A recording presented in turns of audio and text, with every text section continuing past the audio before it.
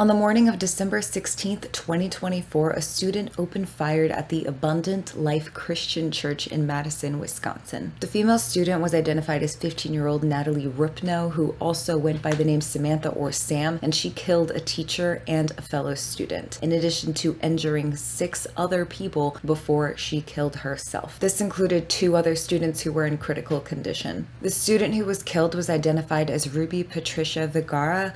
I hope I'm saying her name correctly. She was just 14 years old and she was from Madison. She was an avid reader.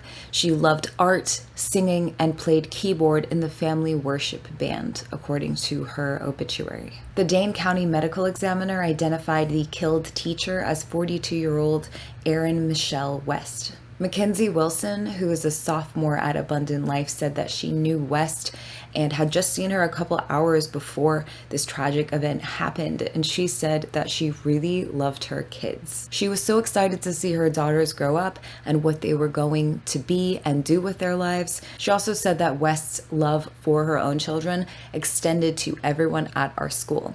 She would have done anything for them. I just wish I could have gone back and given her a hug. Police said that when officers arrived, they found the shooter with a self-inflicted gunshot wound en route to the hospital. The Madison police chief, Sean Barnes, declined to offer additional details about the shooter, partly out of respect for her family. Barnes said that the motive for the shooting is not fully known and that they're not sure if these 2 victims were picked out specifically or if they were random. Investigators believe that the shooter used a 9mm pistol, and according to the Associated Press, Rupno owned 2 handguns. Chief Barnes said that he doesn't know how Rupno got the handguns and that he wasn't going to publicly state who purchased the handguns because of the ongoing investigation. And it's unclear at this point if her parents are going to be charged because of the shooting. Her parents have been cooperating with law enforcement, though. Court records show that her parents, Jeffrey and Melissa Rupno, are divorced and have shared custody of their daughter, but that she primarily lives with her dad. Records indicate that Natalie was in therapy in 2022, but they don't say why. And she looks really happy in these photos on her dad's Facebook page. This is where the story gets more complicated. In the aftermath of the ongoing investigation, the day after the shooting, a California judge issued a restraining order under California's red flag laws against a 20-year-old Carlsbad man. FBI agents served Alexander Pfaffendorf after they realized that he had been in contact with Natalie Rupno. The 2 of them were apparently coordinating a local attack on a government building that was supposed to coincide with the school shooting. The restraining order requires Pfaffendorf to turn his guns and ammunition into the police within 48 hours because he possesses an imminent danger to himself and others. The order is a civil action, not a criminal one, but allows officers to seize weapons, which they were seen doing. Their neighbor, Alex Gallegos, told CBS 8 they had their full guns out all over the street. There were cop cars, I'd say about 15 cops here. Gallegos said that he saw the police carry out what he described as a black gun box. During an FBI interview with Pfaffendorf, he admitted to them that he and Rupno were communicating. He told them that he told Rupno that he was going to arm himself with guns and explosives and target a government building. This is according to the Carlsbad Police Department, who also said that FBI agents, quote, saw the messages from Pfaffendorf to Rupno. So I guess they were texting each other. Little is known about either Pfaffendorf or Rupno. Social media accounts indicate that Rupno was a trans activist and then a radical feminist who wanted to kill all men. But according to a manifesto that was leaked to social media by the shooter's boyfriend, who attributed this manifesto to the shooter, Rupno was a white supremacist and racist, in addition to being a rambling, barely coherent nihilist, brimming with both self-hatred and a narcissistic superiority complex. By the way, I am reading this information from my magazine, crimecult.com. Check out the link in the description below. Natalie writes that, quote, humanity is filth, and she even says that her family is scum, writing that I hate humanity for forcing me into this hole. She claims that her father never loved her and that he never treated her with respect. She also talks about her mother attempting suicide when she was 12 years old and writes, quote, I don't care if she would have survived or died from it, yet she was still here. Doesn't mean she was actually in my life. She also alludes to some kind of abuse, seemingly talking about a very specific event, but she's vague about what the event is.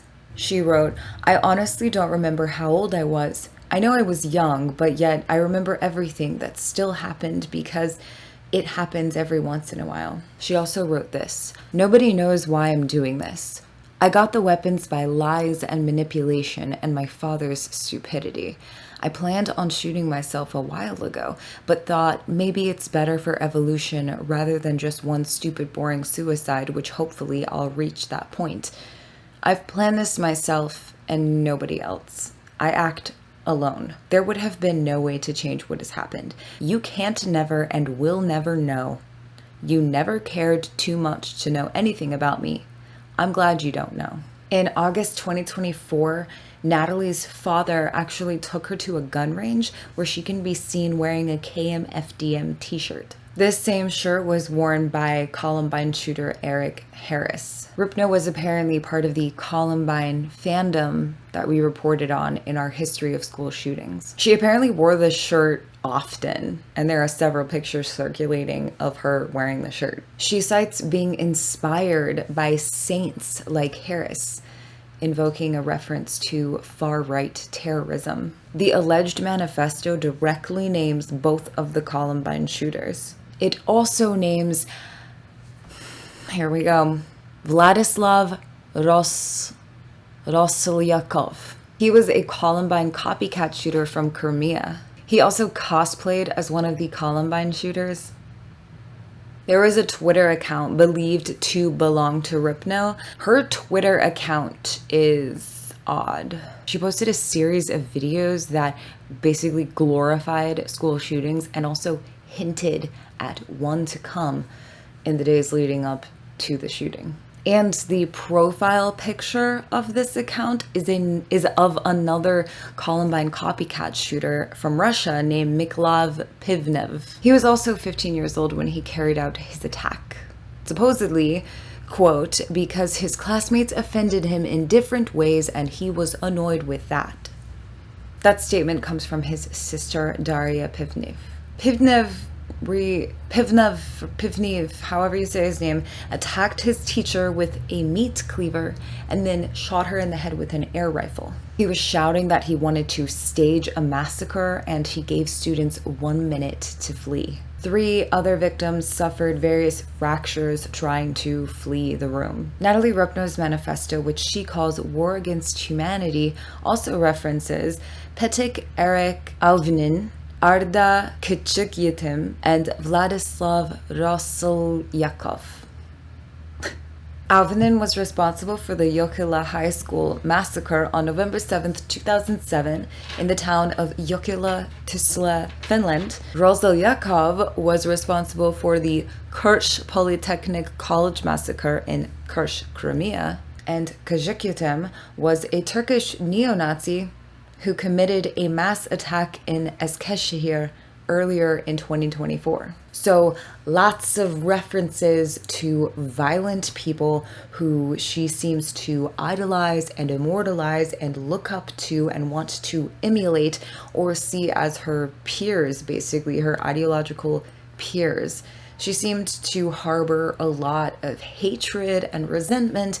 She seemed angry at her family's situation and looking to channel that into some form of activism, but instead of actually being an activist of any kind, she turned into a terrorist and then ended up taking her own life. This story got complicated when we learned that even though in her manifesto she said she was acting alone, clearly, according to the FBI, she was planning a coordinated attack with somebody else who was going to target a government building. And I think that her wanting to be a school shooter and kind of emulate Dylan Klebold and Eric Harris, I think that it almost took it to another level of like being associated with terrorism. I don't, know if her plan was to, if they were talking independently of each other and they were just like, yeah, we're gonna do this together, or if they were planning on like meeting up later and doing it together. I don't know. I'm sure a lot more information will come out about this. Ultimately, it's just really sad. Anyways. For more stories on crime, media, and culture, click the link in the description of this video and check out our magazine. Thank you guys so much for watching. My name's Victoria Evans. Be safe out there.